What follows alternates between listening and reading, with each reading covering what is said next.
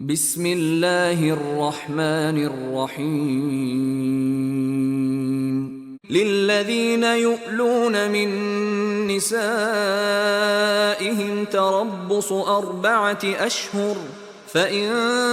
فاءوا فإن الله غفور رحيم وإن عزموا الطلاق فإن الله سميع عليم والمطلقات يتربصن بأنفسهن 3 قروء ولا يحل لهن أن يكتمن ما خلق الله في أرحامهن إن كن يؤمن بالله واليوم الآخر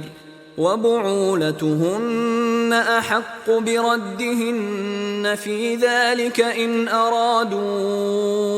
إصلاحا ولهن مثل الذي عليهن بالمعروف وللرجال عليهن درجة والله عزيز حكيم. الطلاق 2 فإمساك بمعروف أو تسريح بإحسان ولا يحل لكم أن تأخذوا مما آتيتموهن شيئا إلا أن يخافا ألا يقيما حدود الله فإن خفتم ألا يقيما حدود الله فلا جناح عليهما فيما افتدت به تلك حدود الله فلا تعتدوها ومن يتعد حدود الله فأولئك هم الظالمون. فإن طلقها فلا تحل له من بعد حتى تنكح زوجا غيره فإن طلقها فلا جناح عليهما أن يتراجعا إن ظنا أن يقيما حدود الله وتلك حدود الله يبينها لقوم يعلمون. وإذا طلقتم النساء فبلغن أجلهن فأمسكوهن بمعروف أو سرحوهن بمعروف ولا تمسكوهن ضرارا لتعتدوا ومن يفعل ذلك فقد ظلم نفسه ولا تتخذوا آيات الله هزوا واذكروا نعمة الله عليكم وما أنزل عليكم من الكتاب والحكمة يعظكم به واتقوا الله واعلموا أن الله بكل شيء عليم. وإذا طلقتم النساء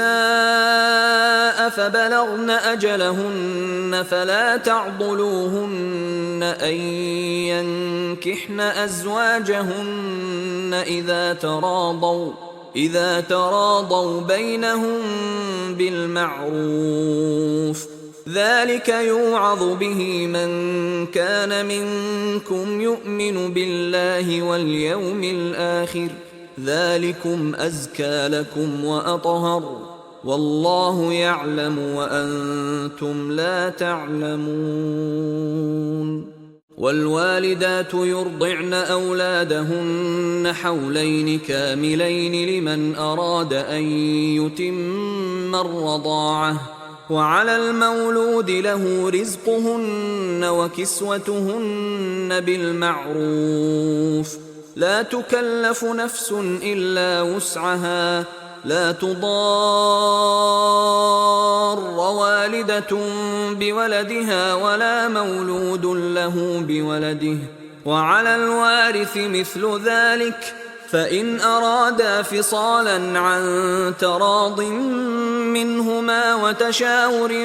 فلا جناح عليهما، وإن أردتم أن تسترضعوا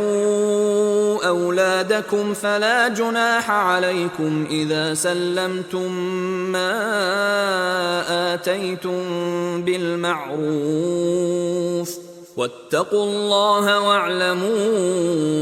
أن الله بما تعملون بصير. والذين يتوفون منكم ويذرون أزواجا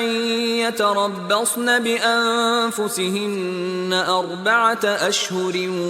وعشرا، فإذا بلغن أجلهن فلا جناح عليكم فيما فعلن في أنفسهن بالمعروف، والله بما تعملون خبير. ولا جناح عليكم فيما عرضتم به من خطبة النساء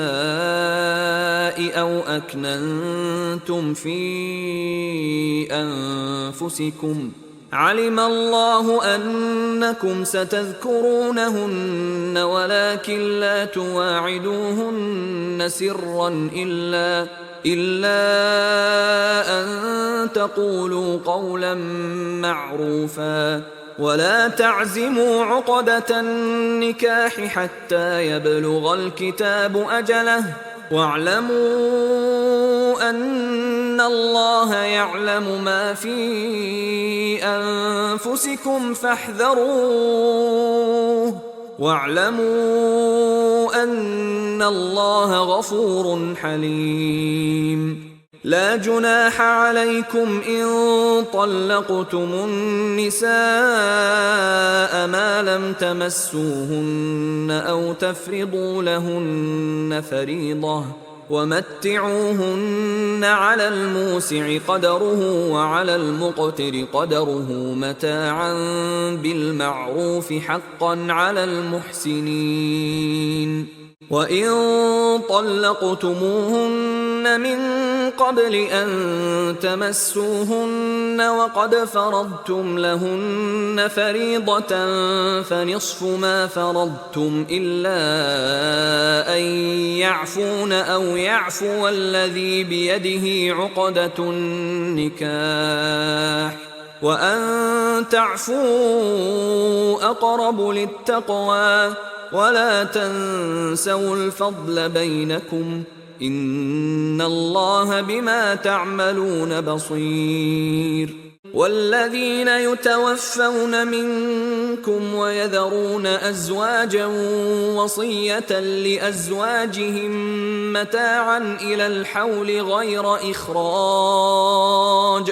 فإن خرجن فلا جناح عليكم فيما فعلن في أنفسهن من معروف، والله عزيز حكيم. وللمطلقات متاع بالمعروف حقا على المتقين، كذلك يبين الله لكم آياته لعلكم تعقلون.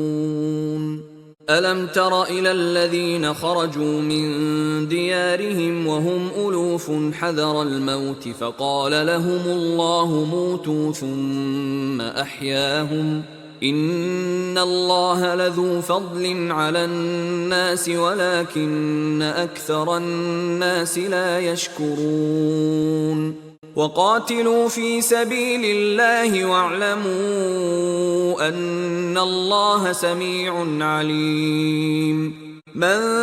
ذا الذي يقرض الله قرضا حسنا فيضاعفه له أضعافا كثيرة، والله يقبض ويبسط وإليه ترجعون. ألم تر إلى الملأ من بني إسرائيل من بعد موسى إذ قالوا لنبي لهم إذ قالوا لنبي له مبعث لنا ملكا نقاتل في سبيل الله قال هل عسيتم إن كتب عليكم القتال ألا تقاتلوا قالوا وما لنا ألا نقاتل في سبيل الله وقد أخرجنا من ديارنا وأبنائنا فلما كتب عليهم القتال تولوا إلا قليلا منهم والله عليم بالظالمين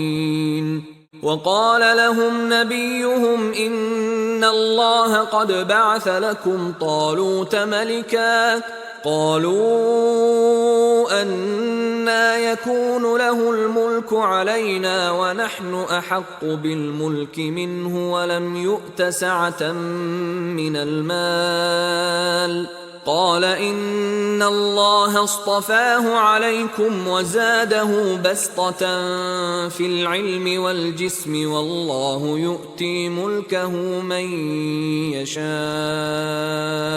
والله واسع عليم